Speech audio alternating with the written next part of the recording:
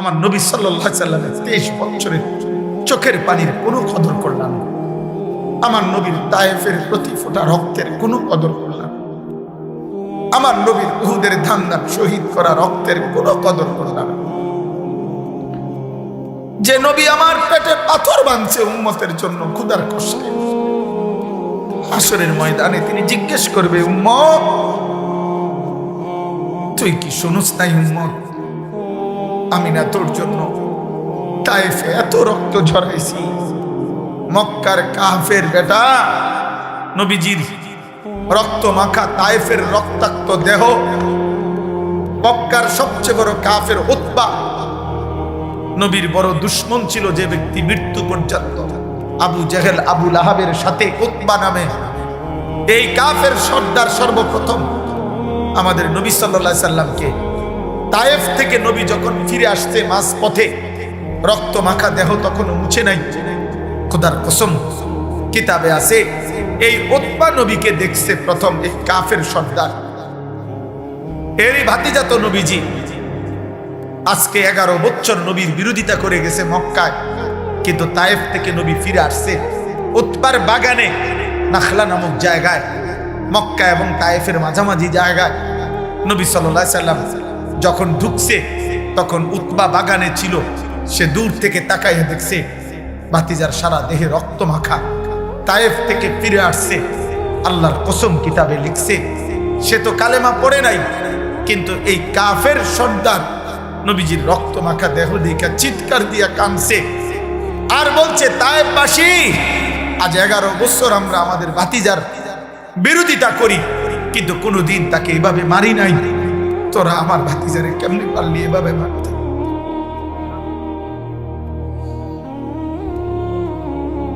আমার ভাতিজারে কেমনে মারলি? আমার এতিম ভাতিজারে কেমনে মারলি? আর তোদের চেহারা দেখে কি মনে হয় আব্বা? কার মতো চুল রাখলা? অধিকাংশ ছেলে দাঁড়াইলে যদি জিজ্ঞাসা করেন যে সারাদিনে একবার পেশাব করে পানি নিছনি, না ফরমান বলবে না। টয়লেট পেপার চিনুনি না, আল্লাহকে একটা সেজদা দিছনি না। সারাদিন সারা রাত মোবাইলে শুধু নারী ছবি, উলঙ্গ দৃশ্য, অস্থির জিনা ব্যভিচারের দৃশ্য। আহা, নারী ছাড়া লজ্জাস্থান যারা, তার জীবনের আর কিছু না। তার জীবনের একটাই যে লজ্জাস্থান যে একটা আছে, এটার চাহিদা একটা পেশাবের রাস্তার কাছে এই কাপুরুষ রয়ে গেছে। এই কাপুরুষ পেশাবের রাস্তার কাছে এ কি যুদ্ধ করবে?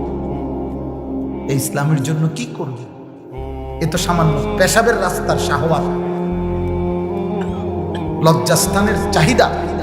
এর জন্যই এই সারাদিন নারী দেখে, ছবি দেখে, উলঙ্গ দৃশ্য দেখে। এ কি খাবারের চাহিদা পূরণ করে এটা দিয়া? তৃষ্ণার চাহিদা পূরণ করে এটা দিয়া? শরীরের মধ্যে সুস্থতা আনে এটা দিয়া? ভিটামিনের জন্য এটা? তো কি চাচা বলো?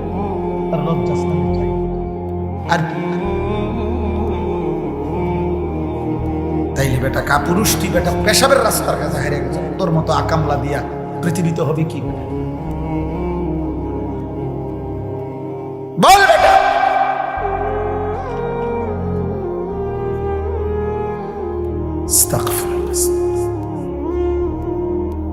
এজন্য ভাবো, আমি বলতে চাইছি আমি জনপ্রিয়তা বুঝি না, ছোট বড় মাহফিল বুঝি না, অনেক লোক হয়েছে না কম হয়েছে এটা আমার কিচ্ছু আসে যায় না।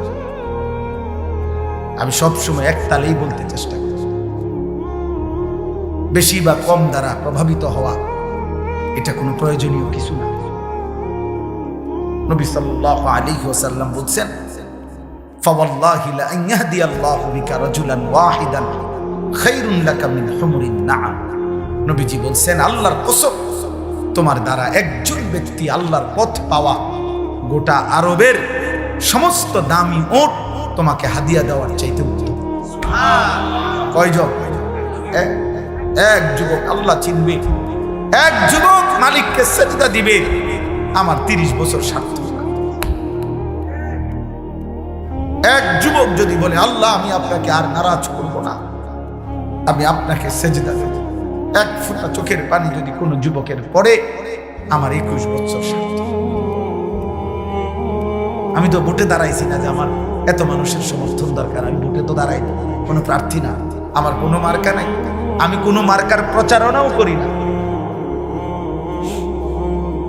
তাইলে আমি জনসমর্থন দিয়ে করব কি? আমি জনপ্রিয়তা দিয়ে করব কিভাবে? চলেন আর অল্প একটু সময় কোরআনুল কারীমের যে কয়েকটা আয়াত আমি পড়ছি সংক্ষিপ্ত তর্জমা শুনে আল্লাহ বরকত দেবে ইনশাআল্লাহ।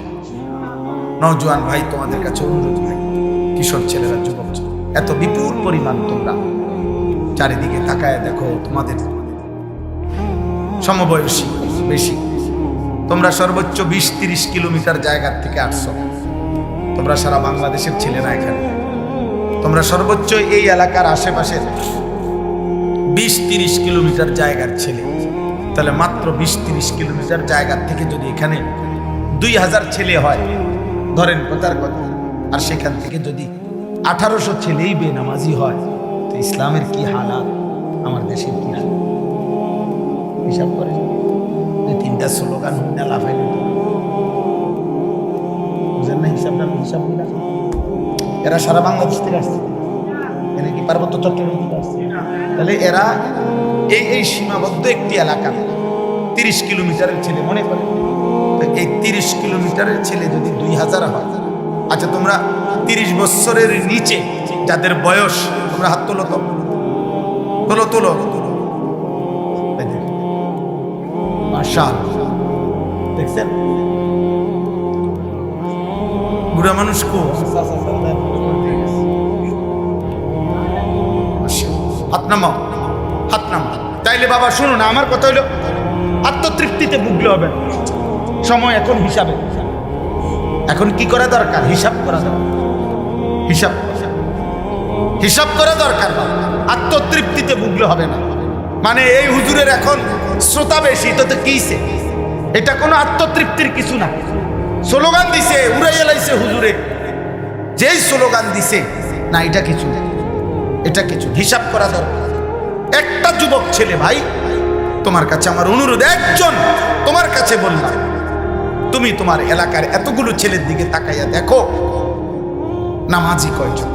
তাহলে একটি দেশের 92% মুসলমানের বাংলাদেশে, প্রায় 12-14 কোটি মুসলমানের বাংলাদেশে যদি 30 কিলোমিটার জায়গার 2000 ছেলে, তার থেকে যদি 1800 ছেলে নামাজ না পড়ে, তাহলে এইভাবে প্রতি 30 কিলোমিটার দৈরা গোনেন সারা বাংলাদেশের, তাহলে নামাজি কই? নামাজি বিহীন। তো সেজদা বিহীন ইমানের শক্তি আসবে কোত্থেকে? সেজদা বিহীন আল্লাহর জন্য জীবন দেওয়া অকাতরে দেশের জন্য, ইমানের জন্য এই হিম্মত সেজদা বিহীন আসবে না। স্লোগান দেওয়া যাবে। শহীদ শরীফ ওসমান হাদি রাহমাতুল্লাহি আলাইহি, এই ইমানদার যুবক, 33 বছরের যুবক, সে বারবার বলছে আমি শহীদের মৃত্যু চাই, আমি প্রথম কাতারে সর্বপ্রথম গুলিবিদ্ধ হতে চাই। সে বলেছে সে দেশের জন্য আমি আমার শেষ রক্তটুকু দিতে চাই। এই যুবক ইমানদার ছিল, 5 ওয়াক্ত নামাজ পড়তো প্রতিদিন, খোদার কসম সে ফজরের নামাজ জামাতে পড়তো। তার বাবা আলেম ছিলেন, সে নিজে হাফেজে কোরআন ছিল। ফজরের নামাজের জন্য ক্যাম্পেইন করত, বন্ধুদেরকে উঠাইতো, ফজরের নামাজ সহ 5 ওয়াক্ত নামাজ জামাতে পড়তো। যেদিন গুলিবিদ্ধ হয়েছে সেদিন সে জুমার নামাজ পড়েই এই প্রথম ঘর থেকে, মসজিদ থেকে ফিরছিল, তো এরপরে গুলিবিদ্ধ হয়েছে। আমার বন্ধু এই যুবক আল্লাহর কোরআন পড়তে পারত বিশুদ্ধ, রসুলের হাদিস পড়তে পারত বিশুদ্ধ, তার মা পর্দানশীল, তার স্ত্রী পর্দানশীল, তার ভাই বড় আলেম, তার বাবা বড় আলেম, সে নিজে হাফেজে কোরআন, সে আগে মাদ্রাসায় পড়ালেখা করছে। আল্লাহ তাআলা এই জন্য বলছে, যুবক দেশ প্রেমের কথা তো অনেকেই বলে, মাতৃভূমির কথা তো অনেকেই বলে, রাজনীতির লম্বা লম্বা স্লোগান, বক্তৃতা, বিবৃতি অনেকেই তো মারে, কিন্তু আমি আল্লাহ তোর কলিজায় ঈমানও দেখলাম, দেশ প্রেমও দেখলাম, দুইটা আমি একসাথে গ্রহণ করে। তুমি হাদি চেয়েছিলে মাত্র 500 ভোট, সে বলেছিল এইবার আমি প্রার্থী প্রার্থী হয়ে মাত্র যদি প্রথমবার 500 ভোট পাই তাইলেই আমি ভাগ্যবান মনে করব। আরশ আজিমের মালিক আল্লাহ বলে, তোর ফজরের সেজদার বদৌলতে আমি আল্লাহ 18 কোটি মানুষের সমর্থন তোকে দিয়ে দিলাম, যা। সে চেয়েছে 500 সমর্থন, আল্লাহ বলছে যা, 18 কোটি মানুষের সমর্থন যুবক তোমার জন্য দিলাম। কত হাফেজ, কত আলেম, কত মুফতি, কত মুহাদ্দিস, কত ফকিহ, কত পীর, কত বুজুর্গ, কত আউলিয়া, কত হাফেজে কোরআন, তালেবে ইলম, 90 বছরের বুড়া, 4 বছরের বাচ্চা, সবাই এই ইমানদার যুবকের জন্য অঝরে চোখের পানি ফেলে কাঁদছে। কাঁদছে কিনা বলো? আজকে আমি তার কবর জিয়ারত করছি, আজ আমি তার কবর জিয়ারত করে আসছি 11টা সাড়ে 11টার দিকে। আপনার তখন আরেকটু পরে আপনার তখনও দেখছি অজস্র মানুষ তার কবর জিয়ারত করতেছে। যেই দাঁড়ায় রয়েছে আমি তাকায় দেখলাম সব কাঁদতেছে, সব কাঁদতেছে, সবাই কাঁদতেছে। আমার ভাই, তার তো ব্যাপক কোনো দীর্ঘদিনের রাজনীতি করে নাই, কোনো টাকা পয়সা খরচ করে নাই, কিন্তু তার মধ্যে ইখলাস ছিল, ইমানের মধ্যেও বিশুদ্ধতা ছিল। দেশ প্রেম বলতে যা বলছে, স্বাধীনতা, সার্বভৌমত্ব, আজাদির কথা, মাতৃভূমির স্বাধীনতার কথা, নিরাপত্তার কথা, সে ভারতীয় আধিপত্যবাদের বিরুদ্ধে সে একাই বলেছে। যদি কেউ না বলে আমার প্রতি ইঞ্চি জমিন আমার সীমান্তের হেফাজতে, আমি হাদি একাই বলে যাব। সে প্রমাণ করেছে আমি হাদি একাই বাংলাদেশ। হ্যাঁ, কেউ না থাকুক আমার, আমি বলেই যাব, আমি বলেই যাব। এই জন্য আল্লাহ তাআলা এত কোটি মানুষের চোখের পানি তার জন্য ঝরাইছে যুবক। এই জন্য যুবক ভাই, তোদেরকে বলি, মরিলে এমন মরা মইর, বাঁচলে এমন বাঁচা বাইচ। যে মরণে চোখের পানি খাবে, যে মরণে হাফেজ কাঁদে, আলেম কাঁদে, যে মরণে ইমাম কাঁদে, মুয়াজ্জিন কাঁদে, যে মরণে মুফতি কাঁদে, পীর কাঁদে, বুজুর্গ কাঁদে, সবাই কাঁদে। এমন মরাই নারী দেখতে দেখতে মরো না, ছবি দেখতে দেখতে মরো না আব্বা, উলঙ্গ নাচ দেখতে দেখতে মরো, সেজদাবিহীন আল্লাহর নাফরমানি করে করে যদি মরে যাও আব্বা, তওবা না করো, আল্লাহ যদি মাফ না করে, খোদার কসম আখিরাত তো মিলবেই না। দুনিয়া, এই নাফরমান সন্তান, মনে রাখিস আব্বা, দুনিয়া কোনো জানোয়ারও তোকে স্মরণ করবে না। মানুষ তো দূরে থাকে, নাফরমানকে পৃথিবী মনে রাখে না, পাপীকে পৃথিবী শ্রদ্ধা করে না, দুনিয়া নাফরমানকে সম্মান করে না। দুনিয়া ভোগ করা যায়, দুনিয়া ফেরাউনও ভোগ করছে, কিন্তু আজকে কোনো মানুষ পৃথিবীতে ফেরাউন এই নাম কোনো কুত্তার নামও রাখে না, নমরুদ এই নাম কোনো মানুষ কুত্তার নামও রাখে না, আবু জেহেল এই নাম কোনো মানুষ, আমার নবীর এই দুশ্মনের নাম কোনো কুত্তার নামও কেউ রাখে না।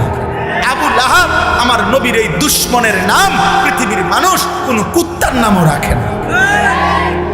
নাফরমানের নাম থাকে, এ বাতে খাইতে দেখে, এ বেডি সাইবার, হ্যাঁ চা, অসুবিধা কি? দেখো নর্তকী, দেখো জিনাবে বিচারের দৃশ্য দেখো, নিজের হাত নিজের লজ্জাস্থানে নাপাক ব্যবহার করে নাপাক করো, বীর্যপাত হচ্ছে, অস্থিরতা করছো, নিজের শরীর নাপাক। হ্যাঁ, একদিন দেখবা আর ঘুম ভাঙ্গে না, একদিন দেখবা চোখ বন্ধ হয়ে গেছে, এই চোখ আর খুলবে না, আর খুলবে না, আর খুলবে না। সেদিন বুঝবা স্বার্থপর এই দুনিয়া কাউকে মনে রাখে না, কাউকে না, কাউকে মনে রাখে না। আমি অনুরোধ করলাম, 1450 বছর আগে এক যুবক, কৃষ্ণাঙ্গ ছিল, কালো, হাবশি, গোলাম, কৃতদাস, কালো চেহারার, কিন্তু আল্লাহকে রাজি করে গেছে, 5 ওয়াক্ত নামাজের সেজদা দিছে। আমার নবী সাল্লাল্লাহু আলাইহি সাল্লামের ভালোবাসা কলিজার মধ্যে ভরা ছিল। আরশ আজিমের মালিক বলছে, আল্লাহ বলছে আমি তোকে গ্রহণ করলাম। তো 1450 বছর পরেও পৃথিবীর লক্ষ কোটি ইমানদারের সন্তানের নাম বেলাল। বেলাল দেশে দেশে, বেলাল পৃথিবীর প্রান্তে প্রান্তে, বেলালের কোনো দেশ নাই, বেলালের কোনো সীমান্ত নাই, বেলাল পৃথিবীর এই প্রান্তে, বেলাল পৃথিবীর ওই প্রান্তে। সর্বত্র। এই একদিন মনে রাখো আব্বা, শহীদ শরীফ ওসমান হাদি রাহমাতুল্লাহ আলাইহি, এই ইমানদার যুবকের নাম ইনশাআল্লাহ 1000 বছর পরে আমার বাংলার মাটিতে যেই সন্তান জন্ম নিবে, সেও বুঝ হওয়ার পরে শহীদ শরীফ ওসমান হাদির নাম তার কলিজায় রব বসায় দিবে। 1000 বছর পরের প্রজন্ম এই পৃথিবীর তৃতীয় ওসমান হাদি, যে পৃথিবীতে সোনার অক্ষরে যার নাম লিখে, তৃতীয় ওসমান। প্রথম ওসমান ইবনে আফফান ইসলামের তৃতীয় খলিফা। দ্বিতীয় ওসমান 650 বছর এই পৃথিবীতে ওসমানী খেলাফত, তুর্কি খেলাফত, অটোমান সাম্রাজ্যের প্রতিষ্ঠাতা ওসমান গাজী, তিনিও 650 বছর এই পৃথিবীতে ইসলামী খেলাফত ছিল, ওসমানী খেলাফত। এই খেলাফতের যিনি প্রতিষ্ঠাতা ছিলেন তার নামও ছিল ওসমান গাজী। ওসমান সে দ্বিতীয় ওসমান, আর এই তৃতীয় ওসমান শহীদ শরীফ ওসমান হাদি রাহমাতুল্লাহ আলাইহি। গোটা পৃথিবীতে ইনশাআল্লাহ তার নাম আলোচিত হচ্ছে। হ্যাঁ, রাজনীতি আগেও কেউ করছে, পরেও কেউ করবে, কিন্তু কলিজার এত পানি, চোখের এত পানি আর কেউ ঝরাইতে পারে। আল্লাহ আমাদেরকে কবুল করে নেন। এজন্য যুবক নষ্ট হয়েও চরিত্রহীন হয়ে, নারী দেখে দেখে শেষ হয়ে না। আজকে শেষ নবী সাল্লাল্লাহু আলাইহি সাল্লামের এই কথার কোনো জবাব দিতে পারতাম। কিয়ামতের দিন আল্লাহর নবী আমলনামা দেখে জিজ্ঞেস করবেন, উম্মত আনিসুর রহমান, আমার উম্মত তুমি 365 দিন খোদার এক বছরে একদিনও ফজরের নামাজ পড়লা না? তুমি আমার উম্মত, তুমি আমার উম্মত 30 বছর টানা সুদে খাইলা। 60 বছর বয়স তোমার, প্রতিদিন বিড়ি সিগারেটই খাইয়া গেলা। তুমি আমার উম্মত, 60 বছরও মনে পড়ে না এটা গুনাহ? 60 বছর বয়সেও মনে পড়ে নাই যে টেলিভিশনে নাচ গান দেখা গুনাহ? তোমার স্ত্রী 30 বছর বয়স পর্যন্ত, 30 বছরও কোনোদিন পর্দা করে নাই? তোমার মৃত্যু পর্যন্ত তোমার ঘরে নিয়মিত রঙিন টেলিভিশন চলতো, নর্তকী নাচতো, নাটক সিনেমা চলতো। তুমি আমার উম্মত। তুমি কবরে আসছো এটা কি নিয়া? হাসরে আসছো এটা কি নিয়া? আমি কি দেখে সুপারিশ করব? কথা বলে না। নবী সাল্লাল্লাহু আলাইহি সাল্লাম যে সুপারিশ করবে এটা জানেন? কথা বলেন না কেন? জানেন তো। সুপারিশের কোনো কাগজপত্র লাগবে না, কোনো ফাইল টাইল লাগবে না, এমনি। হ্যাঁ, তো আপনি কি দেখাবেন? আরে বলেন না, আপনি কি দেখাবেন? এই সুদখোর বাপ, আপনি কি দেখাবেন? এই বিড়িখোর বুড়া মিয়া, 60 বছরের বুড়া চাচা, আপনি অনবিড়ি খান কোন লজ্জায়? আপনি চা দোকানে টেলিভিশন দেখেন কেন? এই বুড়া চাচা, আপনি যদি এখনো 60 বছর বয়সে এখনো রঙিন সিনেমা নর্তকী দেখেন, আপনার চোখে যদি কোনো লজ্জা না থাকে, আপনার ফুতনাতি আপনার থেকে কি শিখবে মিয়া? আমার বিরোধিতা করেন, কাল বলে দিয়েন এমন হুজুরের ডাকাইতে হুজুর আজীবন নাই। হ্যাঁ কইেন, আপনি বলে যাইয়েন, তাহলে অন কন তারা রেকর্ডিং করে রাখেন যে এমন হুজুর আর আইন এই রুম ঢাকায় হুজুর তো দেখছিলাম। কিন্তু আপনি বলেন এই বুড়া চাচার এখনো লজ্জা হওয়ার সময় নেই? আপনার 60 বছরও আপনার শরম হইতো না? জি জি জি, আপনার থেকে আখলাক শিখবে কিভাবে? আখিরাত শিখবে কিভাবে? প্রজন্ম চোখের সামনে শেষ হয়ে যাচ্ছে। আমাদের চোখের সামনে আমাদের ছেলে মেয়েরা চরিত্রহীন হয়ে যাচ্ছে। এক ওয়াক্ত নামাজ পড়ে না, মুসলমানের ঘরে রাত আসলে ঘুমায়। আমি জীবনে একবার, আমার আব্বারে জীবনে একবার বলছিলাম, আব্বা আমি এই মাদ্রাসায় পড়বো না, আরেকটা মাদ্রাসায় আমারে ভর্তি করায় দেন। আমার আব্বা বলছিল, ফুত পরের লোকমা ভাত আমার ঘরে খাইও, সাবধান। পরের লোকমা দিতে নিষেধ করছে যে বাইর তোমার জেনে মনে কর, ফুললে পড়ো, না ফুললে বাদ দাও, কিন্তু আমার ঘরে এক লোকমা ভাত খাইও।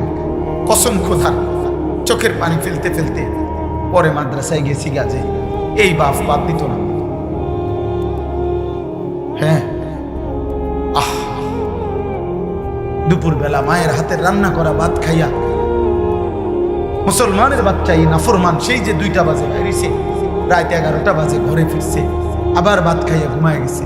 আহা, মা বাপ একটা বার জিজ্ঞাসাও করে না যে কিরে ফুট আসর নামাজ কই পড়ছো, মাগরিব কই পড়ছো। এখন কারো কোনো কিছুর দরকার নাই, টিয়া হইলেই তো হইছে। টেনশন শুধু একটাই, বিদেশ যাইব নি, টাকা কামাই করব, পয়সা দরকার, পয়সা। তার নামাজ দিয়ে তে বুঝুক আমার টাকার দরকার। এই জন্য ফুতেরে কয় যে বুঝছি তোমার দিয়ে হইতো না, কোন কামে লাগলে লাগো, নইলে বাড়ি যাবো। টাকা দিলে লাইনে আছে, টাকা না দিলে বেলায় আছে।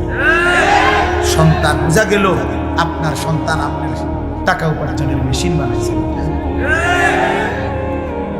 18 বছরের ছেলেটা আপনাকে আল্লাহ দিছে পয়সা কামানোর লেগে, এটা এর মধ্যে আখেরাত নাই। আপনার স্ত্রীর আখেরাত নাই, আপনার মেয়ের আখেরাত নাই। এটাই সফলতা যে পয়সাওয়ালা জামাই সাইয়া মেয়েটা বিয়ে দিছে, খালাস সফল। আল্লাহ আমাদেরকে বুঝ দান করেন, আল্লাহ আমাদেরকে ফিকির দান করেন, অনুভূতি চাইবা। অভিভাবক আপনারা বদলান, আপনারা চেঞ্জ করেন, আপনারা হিসাব লাগান। এই সমাজ এমনি ছেড়ে দিলে হবে না, আগামী প্রজন্ম নিরাপদ থাকবে না। এই ছেলে পেলে এরা তোমরা বড় হই বাবা, আমার কথা বুঝো। তোমরা যারা এই 14, 16, 18, 20 বছর বয়সী একটা প্রজন্মের যদি বড় অংশ, তোমরা যদি বেনামাজি হইয়া বেড়ে ওঠো, তোমরা যদি নারী দেখতে দেখতে, ছবি দেখতে দেখতে, উলঙ্গ দৃশ্য দেখতে দেখতে তোমরা যদি বেড়ে ওঠো, খোদার কসম আব্বা, তোমাদের হাতের পরের জেনারেশন ওরা বহুত বড় কমবখ, বড় বেশি দুশ্চরিত্র হবে। এটা মনে রাখবে।